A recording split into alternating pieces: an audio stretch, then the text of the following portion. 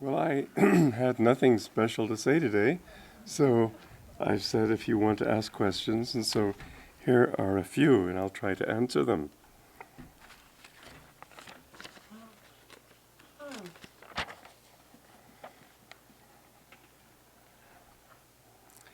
If it is true that the physical plane is mostly a stimulus response mechanism, what overrides this and how? Not quite sure I understand that question, because I would not have thought of it as a stimulus response mechanism. However, the question of overriding is that the reality isn't this physical plane. The physical plane comes in to block that reality, but the truth of it is always consciousness, and consciousness and different aspects of consciousness certainly can be described as overriding. How do you know that you exist? It's a knowledge, it's an intuition. I've been working on trying to polish Hope for a Better World. I've been working on Freud in the last 2 or 3 days. And I see that they're always trying to look for, just like Descartes, look for some objective reason for saying that they exist. There isn't any way you can prove it at all, except by the simple fact that it's an intuition. No fact gives you that intuition, you simply have it. It's the basis of everything you can ever know, that simple fact of knowing that you exist. Now, this knowledge overrides everything because nothing else exists. There's nothing to override.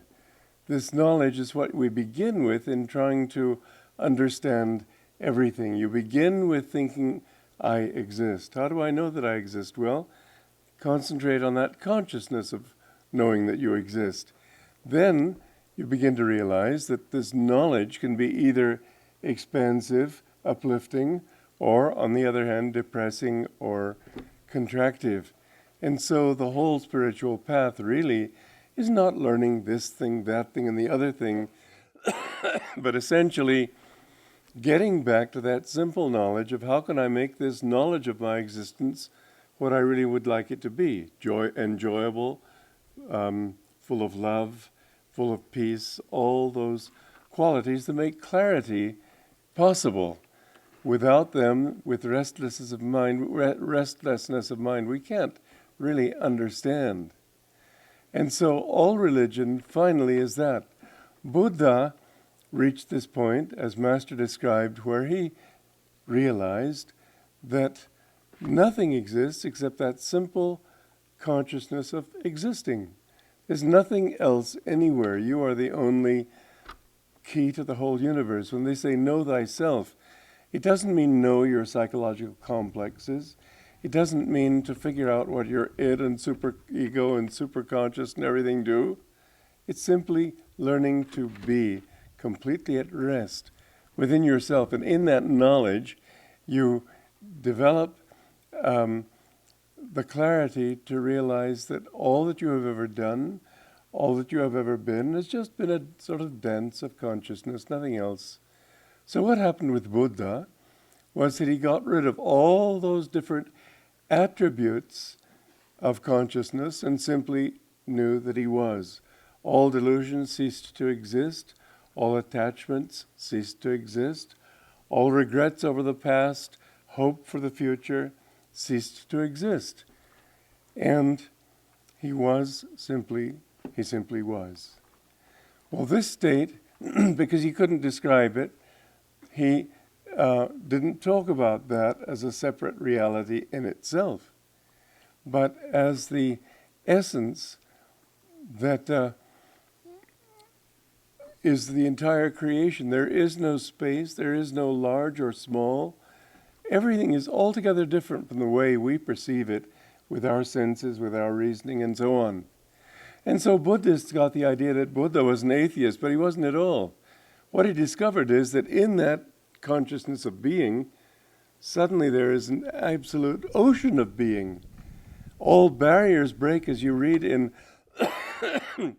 Autobiography of a Yogi, the chapter on cosmic consciousness, where the barriers of sense and knowledge, sense awareness broke and there was oceanic awareness expanded everywhere.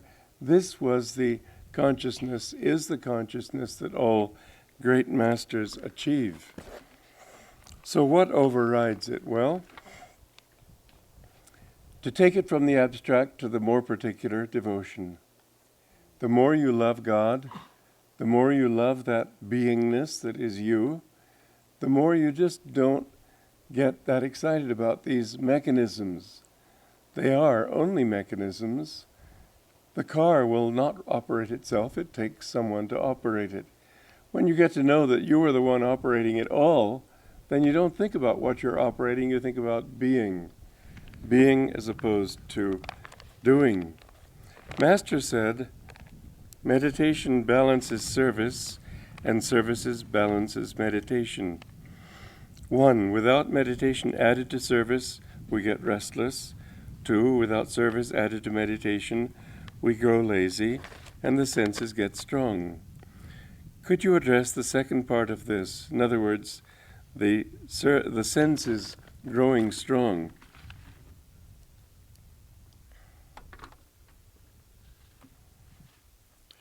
When you aren't meditating, when you are restless, your mind is outward in the senses. That's why the senses become strong. It just follows automatically that from restlessness, sensory awareness grows. When you're centered in yourself, you're nothing but calm. When you're not centered in yourself, you're nothing but restless. So the issue is to, in your meditation, realize that you have to work, but what are you doing in your work? You work in order to offer every bit of your energy up to God. There's really no point in having any desire except to please that higher self. Anything that you do is temporary. Anything that you do is making time. I've often used this illustration. It's a very interesting one when you think about it. How long we've been around here, namely as long as God has. That's a long time, and it's no time at all. But the truth is that He didn't make you, He didn't bring you into existence, He brought you out of Himself. That consciousness was already there. And so you could not have an age in terms of years. This is just an outward appearance. And every life, it seems so real. Every life you think, well, here I am so many years old. You're not old at all. You're not young at all. We think, with the passage of time, that we're going to satisfy this desire and that desire. And we keep thinking, now, when I've finally got it all together, I'll have that beautiful house. When I've got it together, I'll have that huge bank account. When I've done everything I want to, I'll have everything that I want. And the trouble is that if you get away from your inner self, which is all you really want and you don't know it, you think that I have to have this outside and that outside. The more you seek outside yourself, the more you seek happiness outside yourself, fulfillment outside yourself, the more you find that you're caught in duality. And the nature of duality is simply like a pendulum, swinging back and forth.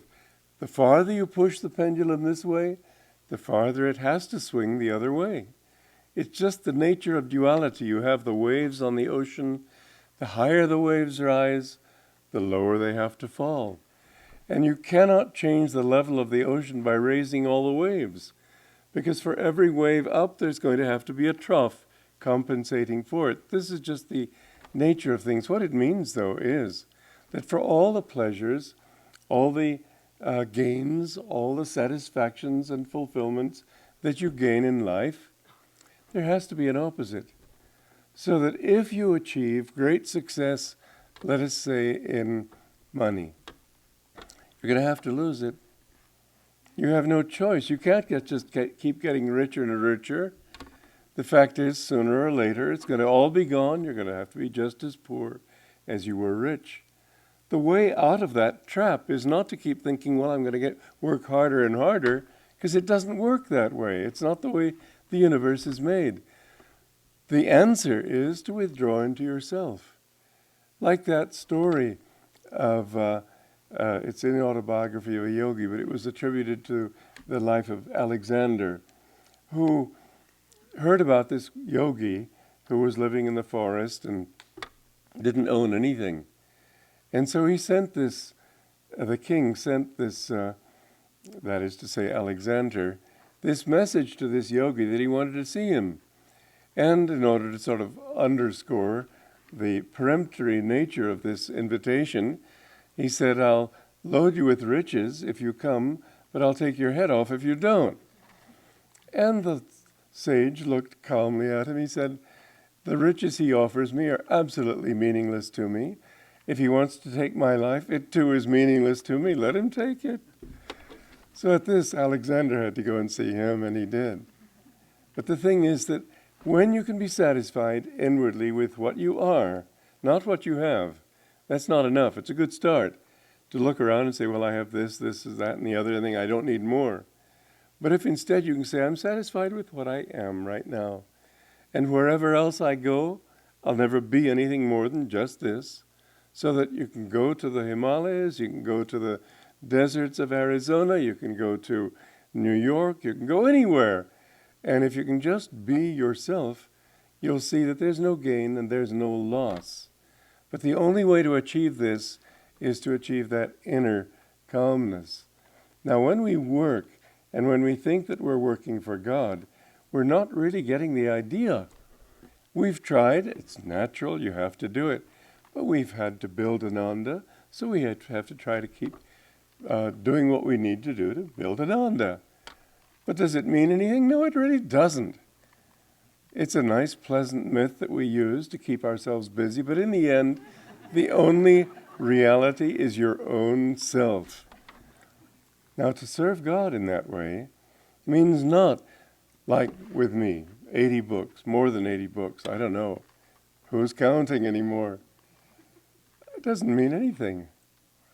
If, however, it can help me to find more understanding, be more at rest in myself, if it can get something out of my system, which I don't know that it ever does, but anyway, whatever it is, the real service of God is only this, that in doing His will, in offering my energies to Him, I find more and more joy within myself. There isn't any other real meaning to the whole show. Whatever else you do outwardly, it's going to keep going one way and the other.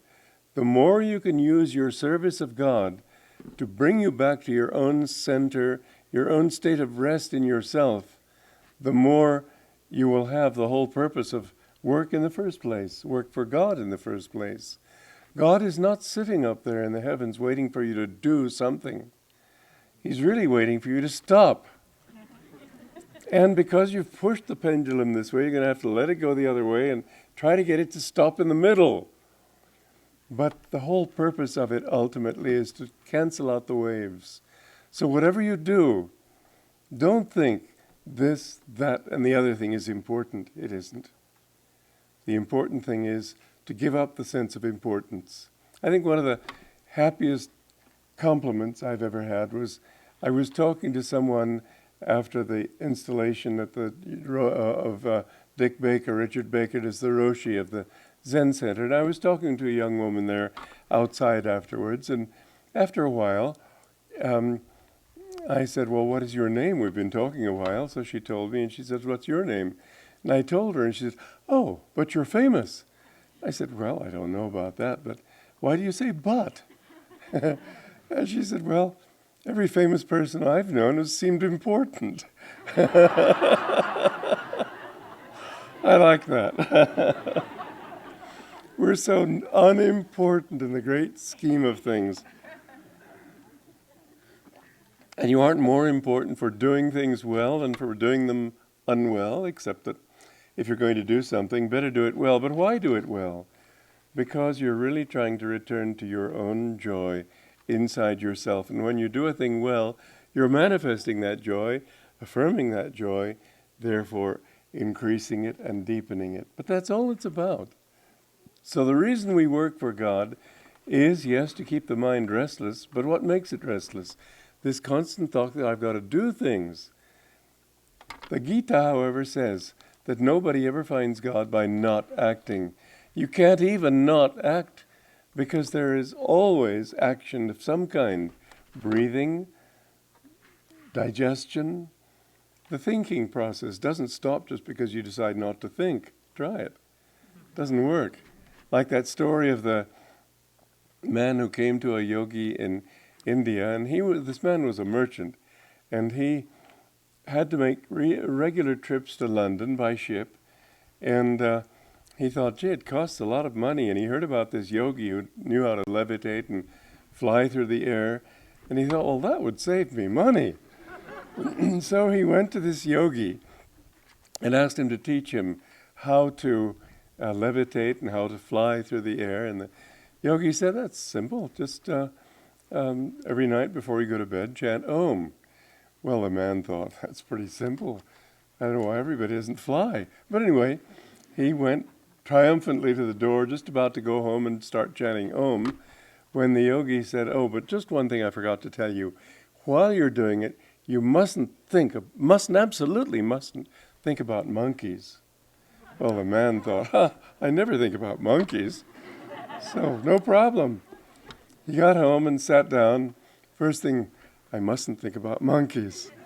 And his mind went into all the different monkeys in India, started looking into encyclopedias for the kinds of monkeys they have in South America and Africa, elsewhere. Finally, after a week, he came back in outrage to this yogi. He said, take back your technique. It's only made me monkey conscious. Well, that's how the mind is. We can't just decide we're not going to think, because that very decision is a thought, and the process goes on. It doesn't happen that easily. However, we do work in order to get a handle on what we're doing with work.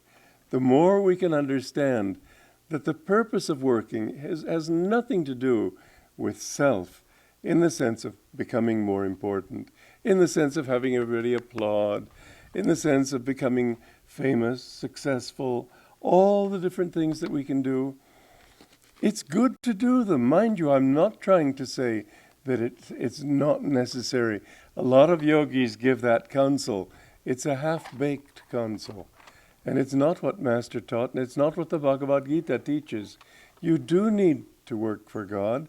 For one thing, it helps to get rid of all the subtle samskars in the subconscious, which are demanding expression. You can't suppress them. You have to let them express themselves in the right way. But let's say you have a desire for self-aggrandizement, for seeming important. If you can do a thing and give God the importance, it's not to say that it isn't important to give God the importance. Why is it important? Because it helps you to come close to Him. And so everything that we do in life can be important, is important, to the degree to which we can offer that feeling of importance up to Him. We need to feel that the work that we are doing is His, not ours. We need to feel that He's the one acting through us, that we're not doing it. You have to act. You'll not be able to find freedom by just sitting back and say, well, God, you're the doer, so do it. He could do it, but He doesn't. I'll never forget, we had some difficulties in our work in India when I was in SRF. The people there never really understood that Master's teaching was a very deep and great teaching. It's like the people during the years, the life of Swami Shankaracharya, who just thought, well, here's another master. It was only after centuries that people began to wake up to the very great importance of his message at that time, addressing those particular misunderstandings in religion. And so great masters come with messages that are no different from tradition. They couldn't be. Tradition, truth is one. But they come with the corrective needed to bring mankind back to an original understanding. And so in offering our work to God, this is the important work, yes, but in doing it that way, we help ourselves to understand that ultimately His is the energy at work. In thinking of Him, you begin to feel Him working through you. In feeling Him working through you, you begin to understand that it's not my intelligence that's making it happen. It's not my skill that's making it happen. It's karma, yes, and a few other things. I was talking to a group of friends yesterday and remembering my great football triumph when I was in college. This was, as I said to them, the sort of thing that ought to go down in legend and song. We were 0-0, and we had about a minute or 30 seconds left of play. And we decided to make an end run. Well, I was a fast runner, but I couldn't hold the ball because my hands are too small. And so they put me as a running guard, and I had to run in front of this runner of ours and take out the opposition. Well, here were these two big bruisers. Mind you, I'm not a bruiser, slightly less. And these two big bruisers were running at me, and I thought the most I can ever do is maybe block one of them, but the other's bound to get our runner, and so there goes the touchdown. Well, karma and God's will and whoever else can describe these things, I don't know. But what happened was that I tripped over a shoelace that had come untied. I fell headlong, and these two guys tripped over me. And so our man went for a touchdown. Well, I didn't have anything to do with it, but I did have this. I had the willingness. I wanted to help us win that game. Apart from that, I really didn't do anything. It was my ineptitude that won it. And my teammates would not accept that as the right explanation, so I just, after trying once or twice, I just said, all right, let it be. But that was the fact. The truth is that there is something that takes over in your life no matter what you do. You can't control countless things that happen. Yes, karma decides it, but how many seeming coincidences happen? However, the more you give your life to God, the more you begin to find this too happening, that He starts to take over. He does things for you that you can't do for yourself. I remember, I think I mentioned this recently, the time that we had a big satsang at the seclusion retreat to try to raise the funds to beautify what we are pleased to call downtown Ananda. And they were asking for donations of $10 for a flower and $20 for a bush and $100 for a tree, and different people according to their ability. And I saw that there was one request. They wanted $3,000 to fix the roads up there. And I suppose they thought maybe one of our businesses could do it, but I looked at it and I thought, well, nobody's going to come up with that one. So I said, okay, I will. Now, mind you, I didn't have any money at all. I couldn't have given $10, what to speak of 3,000. But I just knew that if I gave this to God, if I offered it to Him and said, God, you've got to make good, He would, and He did. So anyway, I had 2 weeks to come up with that $3,000, and I didn't worry about it. I just said, it's your thing. And so one morning I got up and came out. I lived up in the attic, in the loft at that time, came downstairs and saw under the front door there was an envelope. Now, mind you, I hadn't spoken about this pledge to anybody, but I saw an envelope there, and I opened it up, and it was from an old friend of Jyotish and mine, Tom Sutcliffe, who hadn't been in the community for many months, but he wrote me and said that my mother died a few months ago, and I've wanted to do something in gratitude to you for what you've done. And so here's a check, and I looked at it. It was for $3,000. Now, I didn't go to Hawaii. I put it into the roads. You'll see, however, and I can say it with absolute conviction, that there is more to it than just your working. You don't have to worry that much. Work with peace, work with joy, work with faith.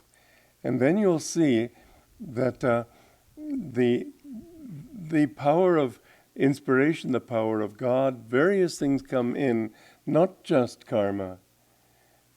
They come in to help things to happen. As they do, you begin to become more aware of the secret behind it all. You know, in the Vedas, they have all sorts of ceremonies for how to become rich, how to become victorious, how to become this thing or that thing. And naturally, people with modern day, slightly Puritan morality would think, what's that got to do with Scripture? Well, the answer, as Master explained it, was this, that you're going to look for those things anyway. If you try to use divine power to achieve them, your gratitude will go to God, not to your own glorious strength that made it possible for these things to happen. And so even that, to do that with the thought of God, is a way of drawing you closer to Him. The more you work for God, the more you find that you become aware of His power using you, not in a passive way, but that you're drawing on something that is more real than you are. And this becomes, it's your incentive and your power to meditate more deeply, to know that God is really in your life. Now, not to do those things is gradually to become, as this person said, lazy. When you don't use your senses rightly, you will misuse them, or they will misuse themselves. And so, as Master said, he said, because he went to the Himalayas and spent a year there, actually, the autobiography doesn't wholly go into that one. But he said he saw an awful lot of these sadhus up in the Himalayas fighting over blankets. What kind of freedom is that? He said they look down on the people who feed them because they're worldly people, and yet what are they doing? He said God has disappointed many saints who just thought to find Him by meditation. Because when you don't do anything, the senses grow stronger. And perforce, as a result, when you keep the balance between meditation and work, this is the surest way. It's not the way all teachers in India teach, but it's the way the great ones have always taught. I mean, the greatest ones. Lahiri Mahashai, who was very much into meditation, still urged people to work. Sri Krishna in the Bhagavad Gita says that without work, you can't find it. You need the two. Master also said this.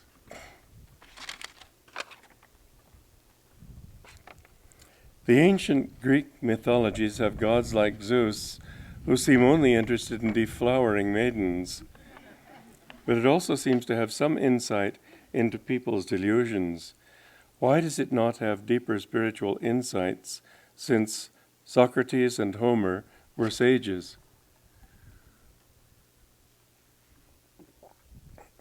Well, you know, all those stories of gods are really, I should say most of them, I can't say the same, can't say it's true for all of them. Most of them are symbols, and they are intended, like the Vedas in this sense too, to reach the consciousness of the worldly man. If you were to give a teaching that is out of this world, it wouldn't be brought into this world. The purpose of spiritual teaching is to maintain your spiritual sincerity, but then to try to bring it to a level where other people can relate to it, can understand, say, yeah, well, I can live with that. Like this man I met in Australia many years ago who came to me after a talk and said, well, I'm an atheist. How can you talk about God in such a way as to impress me? I said, well, I paused a moment, and I thought, and I said, well, why don't you think of God as the highest potential you can think of in yourself? And he was sort of shocked by this one. And he paused a moment. He said, well, yeah, I can live with that. Well, in fact, I had to think of where he was. I couldn't say, well, the sages in the Himalayas say that, etc., etc., etc. Wouldn't have done a thing for the poor guy.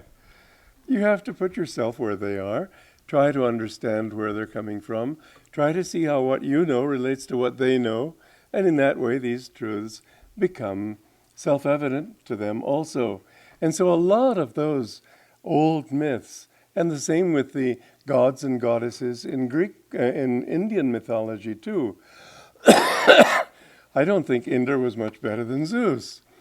They were all pretty well busy deflowering maidens and doing all sorts of other things that the scriptures all say people shouldn't do. Well, the answer is that, first of all, they're trying to reach people where they are. Secondly, they're trying to have fun doing it. Let's face it, some of those stories are pretty ridiculous. Take, for example, the story of, who was it? Hercules, when he fought the giant Antares, wasn't it? Or Atlas, one or the other. Antares, I think, doesn't matter. Anyway, he was very strong, and every time it was sort of a battle because Antares was the son of the earth. But every time he would raise him, he'd notice that Antares became weaker. Every time he lowered him and Antares could touch his mother earth, suddenly he became stronger. Hercules finally understood and lifted him up until gradually all his strength drained away, and then he won because Antares died. Well, this is all symbolic, that we have to raise our worldly consciousness, and if we keep bringing it back to the world, it keeps getting renewed strength. So what we need to do is hold it up in God's consciousness, whether through work or through meditation, keep our minds there, and then gradually these other things fade away.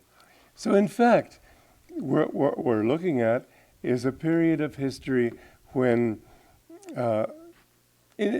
consciousness was diminishing, people's understanding was diminishing. Was Homer wise? I know Plato didn't want his leaders in his republic teaching Homer, because they said that he said that Homer didn't respect the gods enough. And he made the gods themselves out to be fairly ridiculous people. Well, I don't know. There's something very deep in Homer. I feel a real power there. But so much of it is symbolic that it's hard to know. Socrates, again, I can't read him. I can't read Plato because so much of it is just talk. I wish they'd just shut up and get down to facts. You see, what I always have disagreed with Plato was this. He poses a question to which there seems to be only one answer. He forces you to make that answer. Then he builds on that answer by asking another question. And he asks it in such a way that you have to answer that one in his way. And so you go on down the line, bit by bit. Well, it's like tuning a piano. If you tune C sharp, let's say, to C, it'll probably be pretty exact. If you tune D to C sharp, not to C, it'll probably still be exact. But you get up to G and to tune G to F sharp, instead of still back to C, you're going to have a dissonance, unless you're toned perfect. And so, with that kind of reasoning that Plato offers, I see this gradual increment of stuff where you've agreed to that much, but if you wanted to really make an argument out of it, you'd say, wait a minute, what about this? What about that? He doesn't let you. That's what I have against Socrates. I think he was a great man. I think Homer was a great man. Yogananda was a great man. And does that make all Indians great? I don't necessarily think so. I don't think you can go up to every sadhu on the street corner and throw your chest out and say, slap me and give me samadhi. It doesn't work that way. There was a lot of ignorance then. And Master used to say about India and America, ignorance is 50-50. I used to find they could ask the same stupid questions there that people have been able to ask here, and I'm not calling this one of them. But what we need to do with those myths is try to understand the deeper meaning. Don't make them as your reference point for reality, for truth. None of them will work that way. But often, if you see the symbol behind it, often you will see that there is something amazingly valid in it. You need to apply it to truth as you've experienced it. Again, we have to come back to the only thing you can ever really know, which is yourself. That is your point of reference. Recent research in microbiology, including the sequencing of the human genome, gadzooks, and advances in the recombinant DNA techniques are giving us new abilities to manipulate the human physical body. Along with the ability to fight disease will come vast new powers, including perhaps the ability to select physical characteristics, gender, and intelligence in our offspring, and perhaps even the ability to clone human beings. How can Master's teachings help us to make good choices with regard to the moral dilemmas engendered by these new technologies? Well, first of all, I don't know what you're talking about. I'm sure it's deep. There is an inner and essential self that doesn't change. And no matter how many techniques are applied to you, it still isn't going to do anything. You've got to change yourself. And what I notice about all these things is that they keep talking about that wisdom that is just waiting right around the corner. Get there and we'll know. It doesn't happen. It never has happened. Back in the early part of the 20th century, people were writing novels and short stories about people who were clever enough to know everything about a human being. They could predict exactly what he would do. They could change circumstances, influence him in such a way that they would make him act in this way.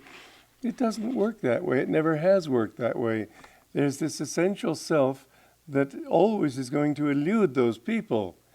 And if you clone somebody, what you're going to find is perfectly simple. You clone yourself in a way when you have a child. You're producing another vehicle for something to come in, and that something is not something you can control. That something is out of the astral world that sees a suitable vehicle here and says, okay, I'll take it. It reminds me of that story in the path that Master told me about a young man who died. They placed him on a funeral pyre. This was out in the wilderness. And suddenly, just before they lit the fire, this old man came tottering out of the forest, said, wait, I need that body. And he fell over dead, and the young man jumped up and ran off into the jungle. And so they were stuck with having to cremate this old man. But you're not your body. You're something inside. Now, don't kid yourself. No one is ever going to be able to do that. God wouldn't allow it because it isn't the way God has done anything. We, however, the more we try to force mechanisms on consciousness, the more we're likely to breed monsters. The more we're likely to bring those people into this world who don't have refinement, who are really only the sort of ones who will respond to mechanisms because they're basically mechanistic in their consciousness. I don't say these things aren't possible. I say you're playing with fire, but the fire you're playing with is inviting the wrong people in. I'd say the children of happy marriages are likely to be happy children. The people of unhappy homes are likely to be unhappy. Not necessarily. These things you can't reduce. This is what Freud did, and it just made a mess of the whole thing. You can't simplify human consciousness the way you can a G-note or whatever that word was. Human consciousness is much too complex. And so, for example, Master said that when you're born, you're attracted to two parents, or even to one parent, who is something of the similar vibrations to yourself, which explains similarities between parents and children that have nothing to do with genes, but have something to do with the soul that's been attracted. And he said that the soul of a saint may be attracted even into the home of a criminal, because they share one quality strongly in common. The criminal, despite his unsocial behavior, may love peace. And the saintly soul loves peace. And let's face it, the choices of getting decent parents is pretty slim. And so this may be at that moment, for his karmic time to be born, his best choice. It's very complex, and nobody can pin it down. And anybody who tries, well, all I can say is lots of luck, but it won't work. And all through the 20th century, they were huffing and puffing after this will-o'-the-wisp. It'll continue to elude them because they're coming at it really from the wrong direction. What did Master say concerning a living master and guru? That's an interesting point.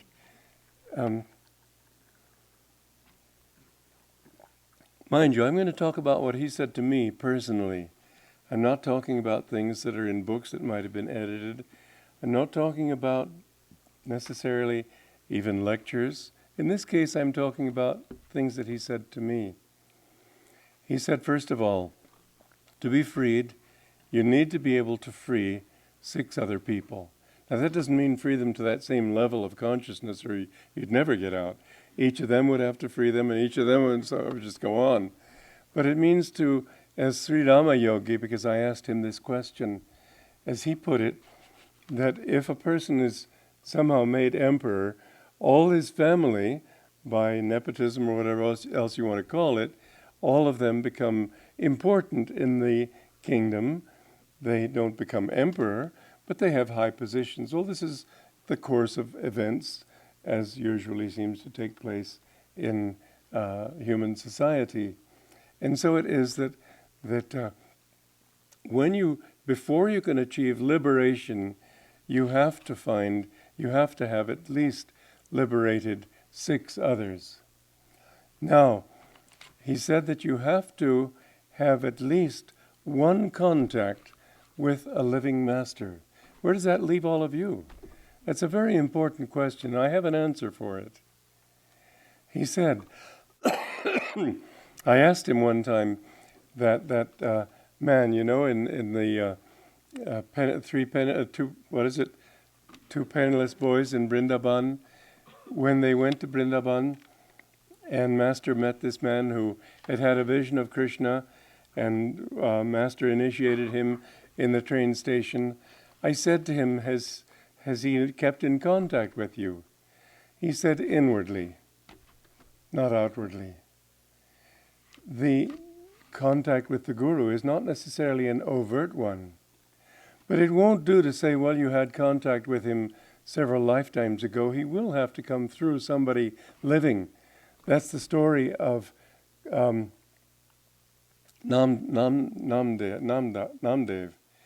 who, well, I'm not going to tell the whole story because it's getting a little late, but Krishna told him that he needed a guru. And Namdev said, well, sir, Lord, I commune with you. What do I need with a guru? You're the Lord of the universe. Now, Krishna said to him, yes, Namdev, but this is my law. Everything that is done in this world has to be done through an instrument. And so he said that you need to go to a living guru. He told him, though then Namdev said, well, then Lord, if you can at least give advice, tell me whom to go to. So he sent him to one, and through that encounter he attained realization, attained perfection. Now this is another example of somebody who was far less than Krishna, really. How much less, I've no way of knowing. He was a lot more than Namdev. But everything in this world has to be done through instruments. When we were in India, I started to talk about this. We saw that they didn't really understand so many things in Master's teachings.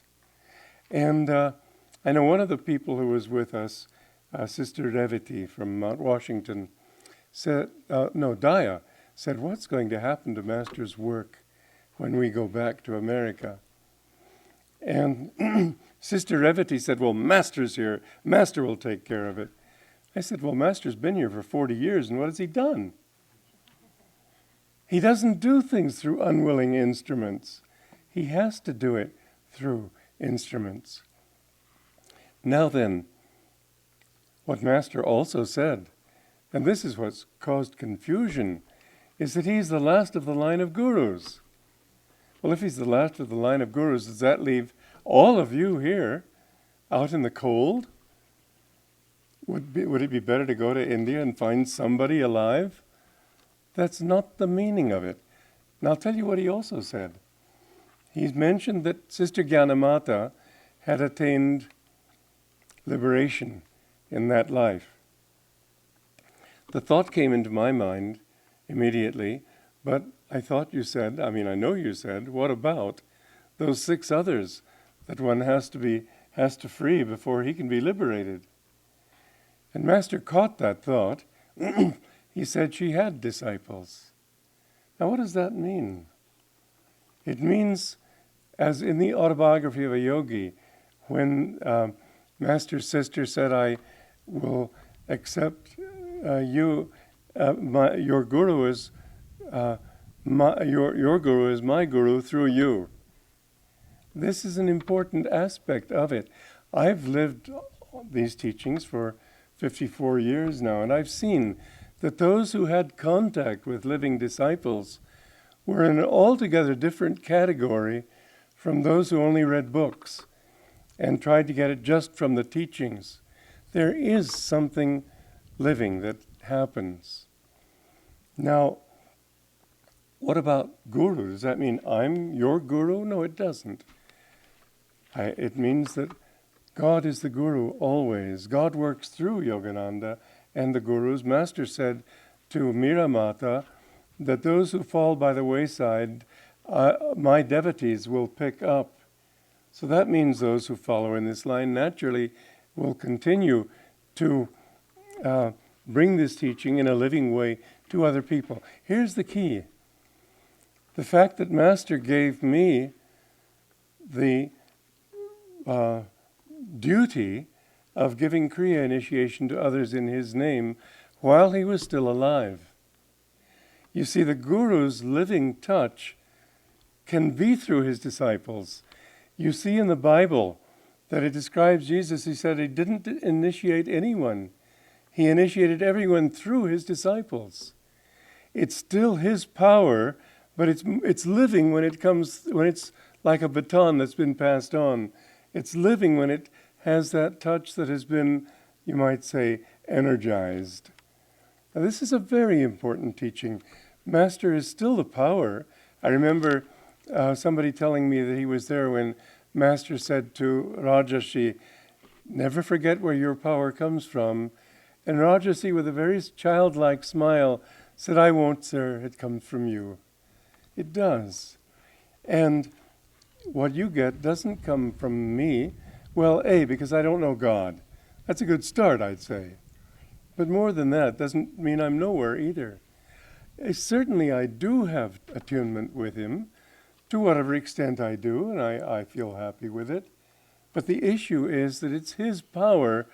You might say that just as Jesus is the Savior in Christianity, and there have been saints in Christianity like Francis, Teresa of Avila, etc., etc., but they've always recognized that Jesus was the Savior, that is to say, the power behind that religion.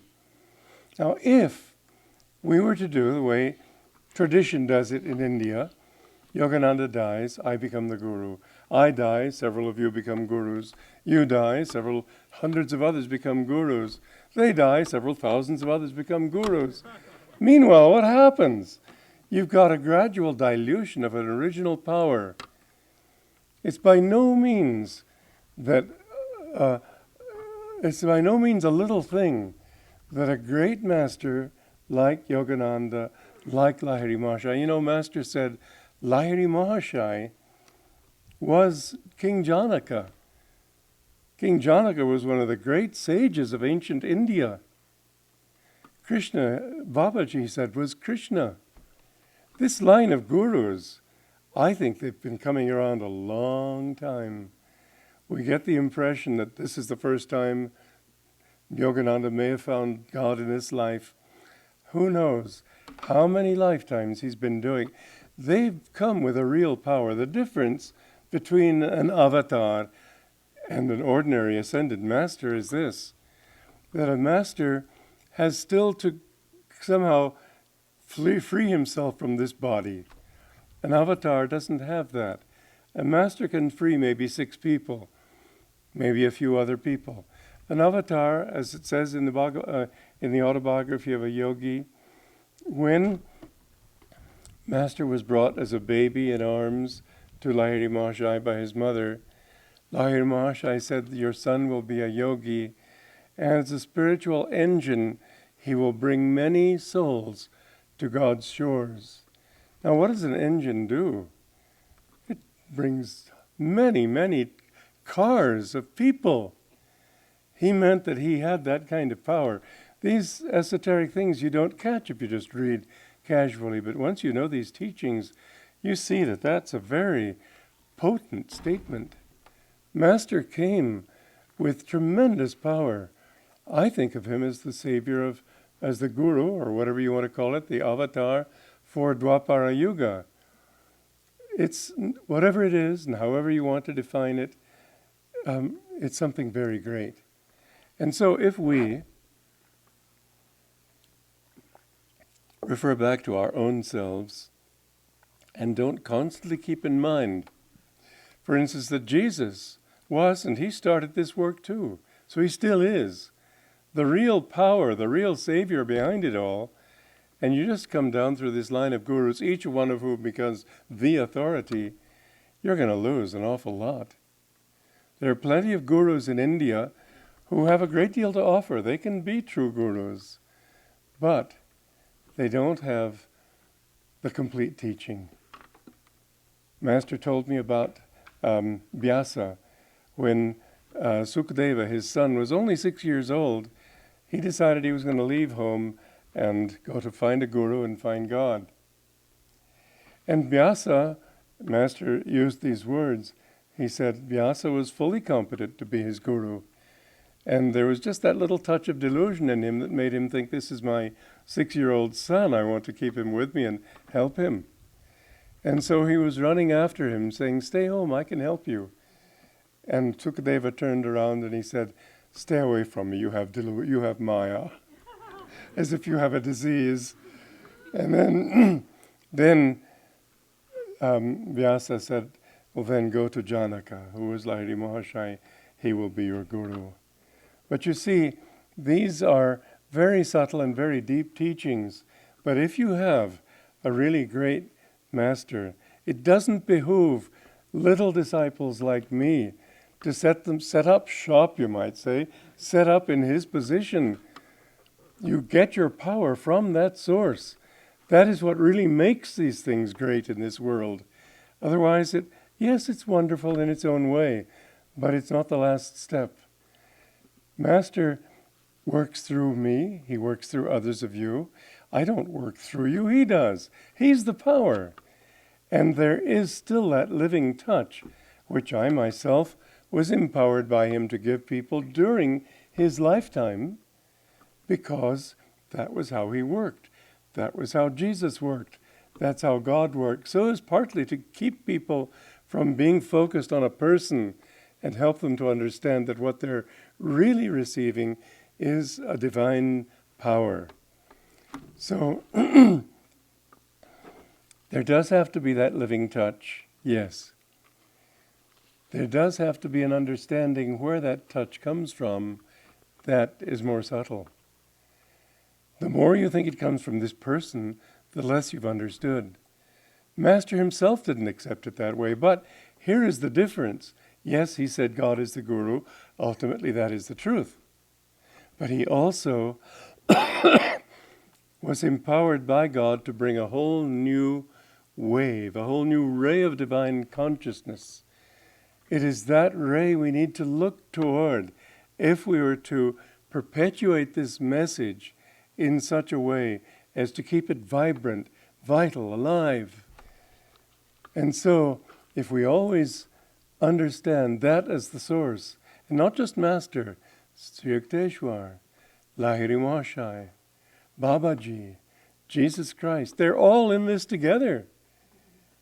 We've got to see that all of them are the real power. If we understand that, then we gain the most. Now, these are things Master said to me. They're not the sort of things you'll hear from official organizational statements. But if you analyze those statements, they don't add up, and you cannot place them in front of the things Master said and make sense out of them. What Master said makes absolute sense. It's a great revelation that he's given us. To what extent must one release ego before reaching enlightenment? In other words, can we take any credit for achievement? No. You have to do it, you just can't take credit for it. Why in God's name would you want to? It limits you. As soon as you take credit for anything, you find yourself becoming small. Oh, I did that. Yeah, I did that. Wow, look at me, everybody. Forget it. There's a lot more freedom in thinking he is the power. Could you talk about ways of developing the heart's yearning for God? I'd love to, but this is too late in the evening. What does Yogananda say to be mindful of divine work? God and loving service, in what way?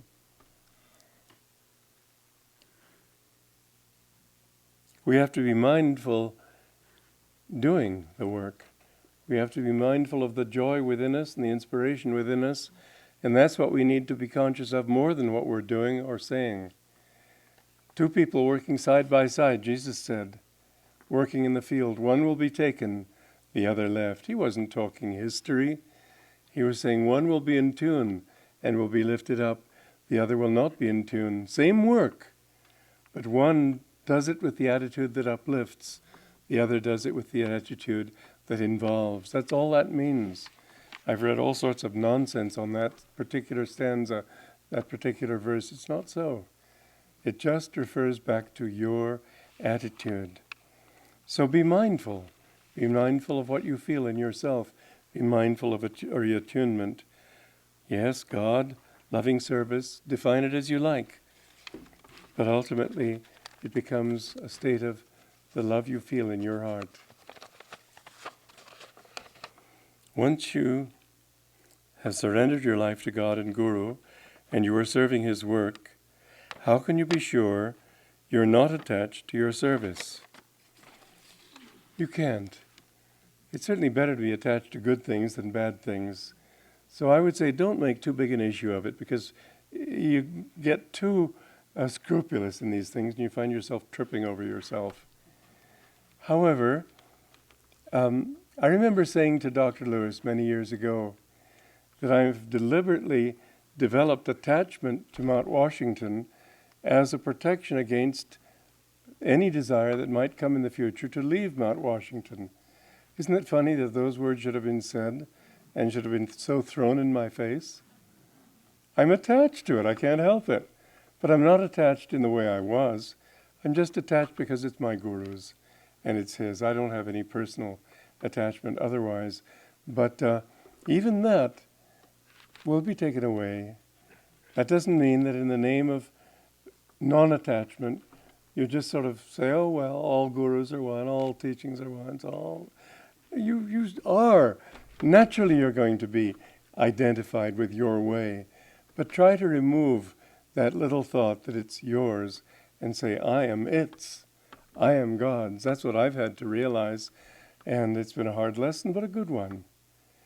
So don't worry about it too much. Better be attached to something good than something bad. But just gradually release it by giving it to God.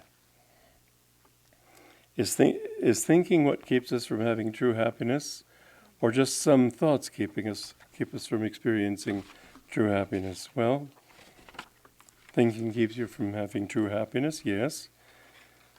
Good thoughts are better than bad thoughts. Any thought isn't a help. Here you are meditating, you're suddenly in peace, you're suddenly feeling your breath is still, you're suddenly feeling calm, and the thought comes, oh, I'm feeling at peace, my breath is calm. Suddenly your breath gets active again. You notice in the first part of the Bhagavad Gita, where Bhishma blows his conch shell, and suddenly all the other warriors start beating their gongs and sounding their trumpets and making all the noises that armies can make to frighten the enemy. Well, the meaning of that is that in your meditation, suddenly the ego comes in again, saying, hey, what about me? And that simple thought makes all the senses come in and all the pandemonium. And so the way is certainly to have good thoughts, but ultimately to lift them to the point where you feel that it is God who is even thinking through you. And you'll find it actually happens that way too. What do you see as the challenges of old age for the true individual devotee and for the Ananda village as its members become older? How can we best serve older residents who are becoming mentally and physically infirm, but who want to maintain their independence? Well, that's sort of an involved point. Obviously, I think it would be a wonderful thing to give energy to those who need help, obviously. I think much better is not even to think of yourself as being whatever age you are. You're not young, you're not middle-aged, you're not old, I'm not old. We're eternal. Think of it that way. But in practical ways, of course, and I don't think we have to make rules about it. In fact, in Hope for a Better World, I've specifically asked the question, I've said that this is the sort of question people ask when they think about communities. What provisions do you make for old age, for old people, for taking care of them? And that was only one of several questions in that paragraph. And I said the answer is consciousness, charity. When the vibrations, when the attitude of a community is correct, you don't have to make rules, it'll just happen. When we find somebody any